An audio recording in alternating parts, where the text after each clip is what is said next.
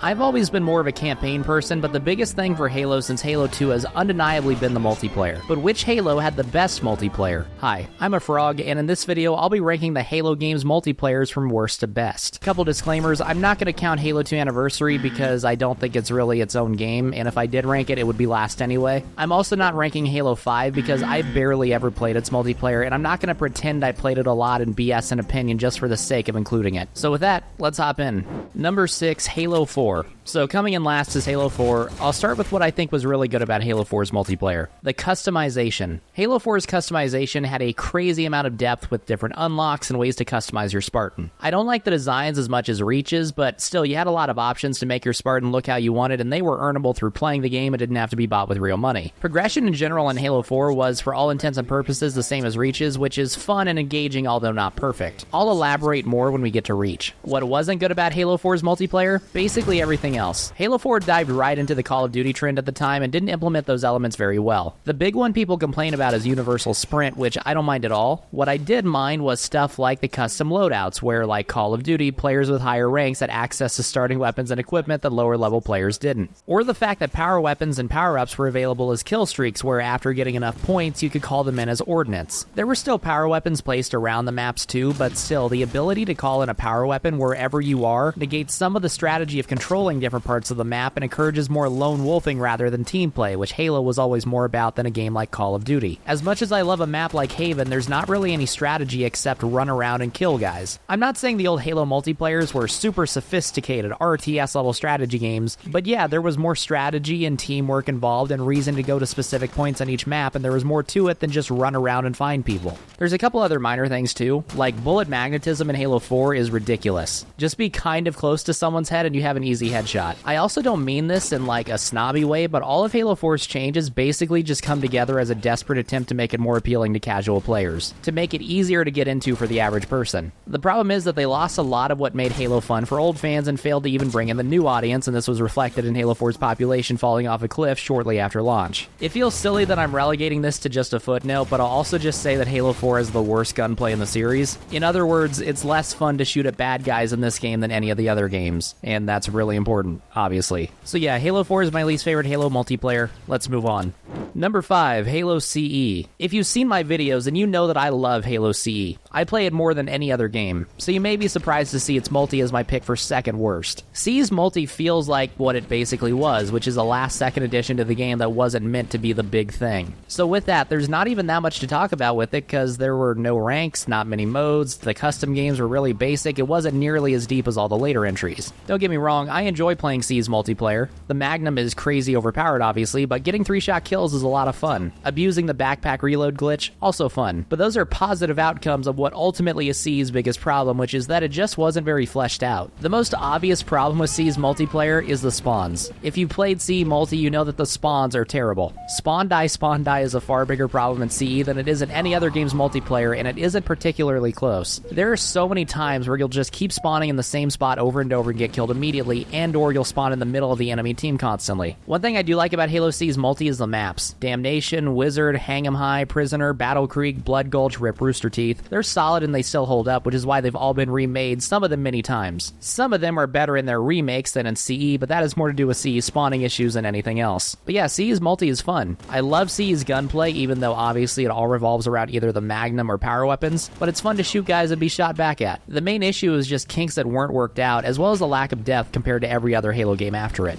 Number 4, Halo Reach. Originally, I had Halo Reach one spot higher. But then when I started thinking through my reasoning, I switched it with the next game. Let me say, I probably played more Halo Reach multi than any game other than Halo 3. I loved Halo Reach when it was released. The armor customization was insane. There were so many options, and grinding for credits and trying to rank up to be able to unlock more armor took up a lot of my free time when I was a kid. And being able to see your own Spartan in any game mode was really cool. I will say some of the prices were insane, and I think Reach would have benefited from making things a bit cheaper, but it's not that big of a deal. The custom games at Forge at the time were great, and a big improvement over Halo 3. It was a lot easier to make stuff. Like if you wanted a box floating in the air, you could just place it in the air instead of having to stack it on top of other things and then delete them. They made Forge World for exactly what the name suggests. It's a giant map with a bunch of different areas made for forgers, which is a great idea. The problem is that it's a really ugly map and everything you build on it looks the same, which that was also true for Foundry or Sandbox in Halo 3, but those maps were at least not ugly. I have two main gripes with Halo Reach's multiplayer, one not that important and one that's really important and why I have it ranked below the next game. So starting with the more minor thing, I don't like Reach's ranking system. When you talk about the Call of Duty-ification of Halo, this is in my opinion the big thing that opened the door for 343 to dive right into COD elements in Halo 4. So in the older Halo games, without getting into too much detail for now, ranking up was based on your skill level. You could play as much as you wanted. If you weren't great at the game, you would never get the max rank. Halo Reach instead opted for what the Call of Duty games do, which is make it so you get EXP after every match based on things you do in that match, or in any of the other modes, meaning ranking up was just a matter of playing the game a lot. Obviously, someone who's better would earn more EXP per match, but anyone could get max rank, they just need to play a lot. In my opinion, this devalues the ranks and makes them not quite meaningless, but of way less importance because they're just a symbol of how much you've played the game rather than how good you actually are. That was always an annoyance to me, but it's less important than my other big gripe. What is that gripe? Halo Reach has the worst gameplay of any of these games outside of Halo 4. The armor abilities are at best passable, like Sprint or the jetpack, and at worst, horribly unfun to play against like Armor Locker and Invisibility. The gunplay was a big step back from 2 and 3. I don't know what they were thinking with Reticle Bloom. I complained about Halo 4's gameplay, but that direction started in Reach. Like, Halo 4 was essentially just doubling down on what Reach kicked off. People argue with me sometimes when I say that, but I don't know how you could look at the games objectively and not draw that conclusion. One other thing I'll mention, it doesn't factor into my opinion at all, but I know a lot of people don't like Reach's maps because they're all taken from the campaign.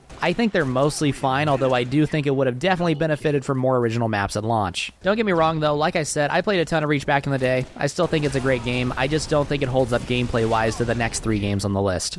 Number 3, Halo Infinite. I played a lot of Infinite when it first came out with a few friends. It was pretty fun. The main issue was just that there was no dedicated Slayer playlist and there were like 5 maps. So we got bored within a couple of weeks and moved on. But what my first impression was that Infinite's gameplay is great. There was a real foundation for a great multiplayer, they just needed to build on it. And now, well over 2 years later, they have. Infinite has a ton of game modes and maps. Maybe it seems less so if you've been playing it since release, but as someone who played it at launch, stopped, and didn't play again until last fall, yeah, it's night and day and there's a lot of different things to play. As someone who wasn't really interested in Forge or custom games at all since Reach, what people are able to do in this game's Forge is incredible, and the custom games browser opens up a whole new world of stuff to play. It's not even like the old days where you had to have a bunch of friends down to play customs at once and they had to have cool maps and modes either made themselves or downloaded or you did yourself. Not to sound like a complete boomer, but this is all actually amazing. What people are able to create and then the ease of which you can join a customs game, great stuff. On the downside, I completely understand it because it is a free-to-play game, so obviously they have to make their money some way, but it is kind of disappointing how much of the armor customization you have to pay real money for. There is progression and there are unlocks without paying, so I don't think it's the biggest deal. I'm not like going to make a Reddit post about how greedy Microsoft is and 343 bad, but I do think it holds things back a bit. Not so much lessens the experience because I'll just not buy things, but if less of the customization was paid for, I think the game would be better and people would have even more of a reason to keep coming back. I really struggled with whether to put this or Reach at number 3, and what ultimately broke the tie for me was, as previously mentioned, Infinite's gameplay. Everything else aside, Infinite feels great to play. People talk about 343 changing the formula of Halo. I mentioned that I thought Halo 4's changes were terrible.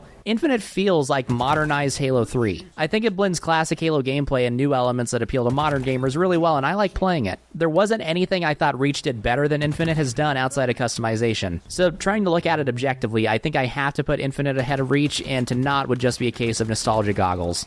Number 2, Halo 2. I'll start with this. Halo 2 is the best multiplayer gameplay of any of the games, including the number 1, which you now know is Halo 3. The shooting in Halo 2 is so great. The battle rifle was a huge improvement over the Magnum for the simple reason that it always shoots straight. Maybe it's me being biased, but all the guns just feel perfect. Like when you're shooting an enemy in Halo 2, it feels like, yeah, this is how it should be. One thing I'll mention specifically, I really love sniping in Halo 2. The sniper and the beam rifle are a lot of fun to get kills with. The only balance issue is the energy sword being way overpowered, especially especially considering it has infinite uses. There's also the button combos, but I think that ends up just being part of the game's skill gap, and I don't mind it. Halo 2's Xbox Live multiplayer back in the day was revolutionary, and a lot of the features built into Halo 2, like friends lists, voice messages, invites, and so on, became integrated into Xbox Live as a whole on the 360. I was a young child when Halo 2 was in its prime, but still, I played it and I remember using all those things. I also remember caring about my rank, which in Halo 2 was very simple. You had a number by your name that indicated how good you were. Simple enough. Not quite as fleshed out as Halo 3 would make it, but calling back to the Reach conversation, I think it indicates what a rank should indicate, which is your skill level. Halo 2 also had a lot of great maps. Ivory Tower, Zanzibar, Ascension, Sanctuary, Midship, my favorite map of all time, and Lockout, as well as a couple good CE remakes. There aren't any maps in Halo 2 where I say, oh god, not this map.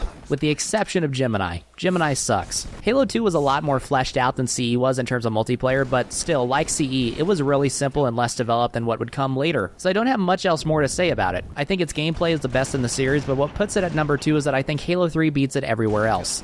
So, number 1, Halo 3, and where do I even begin? So, first off on the gameplay, I do think the projectile change was for the worse. The guns in Halo 3 don't feel as great as they did in Halo 2, and having to lead shots with the BR is annoying. That's ultimately a minor complaint though, because I think Halo 3 still plays great. As far as just loading up a match and shooting guys goes, Halo 3 is one of the best games of all time, and I think just behind Halo 2. Back in 2018, for a few weeks, for whatever reason, I got the urge to make a new profile and start playing OG Halo 3 again back before they shut down the servers. And just playing by myself without any friends and with only 1,100 people still online, it was still just as fun as it was in 2007. Trying to improve my skill level in different playlists, trying to win games and rank up, completing the different challenges and unlocking new armor, it's great. I do think it's important to make a distinction though. In a game like Reach, I would play it a lot because I wanted to unlock stuff. With Halo 3, the game itself being insanely fun is why I kept coming back, and the ranks and other features were just an additional reason, not the main draw. The ranking system though, and I've alluded to it, I think was perfect. It was a combination of a global rank and your highest skill level from 1 to 50 in any of the ranked playlists. So you'd increase your global rank by getting EXP, which happens by winning games. But the rank you could get to would be capped by your highest skill level out of any of the ranked multiplayer playlists. So for example, if you were trying to become a major, it doesn't matter how many EXP points you get, you have to be at a 30 skill level in at least one playlist. It balanced individual skill with simply playing the game a lot, I think excellently. And like I said earlier, I think if a rank isn't a representation of how good at the game you actually are, then it loses most of its value. The other big thing that I can't not mention with Halo 3 is the Forge and custom games. Forge was a revolution. Being able to make your own maps was so cool, especially after they added Foundry. And obviously the tools from back then don't really hold up now, but that didn't stop people from making amazing things. Modes that are still played now and keep resurfacing. Griffball, Duck Hunt, Fat Kid, Jenga. There was nothing like loading up a lobby with a bunch of friends and playing ridiculous game modes that you found in someone's file share after a random match. So my Halo 3 take has to do with me loving the gameplay and progression, and also obviously I'm influenced by nostalgia for stuff I would do with my friends. But I had more fun playing Halo 3 in its prime than any other Halo multiplayer. So that's my list. Let me know what you agree or disagree with. I'm sure there's something. And if you like this video, then click the one on screen to watch me rank every single Halo level from worst to best. I'll catch you next time.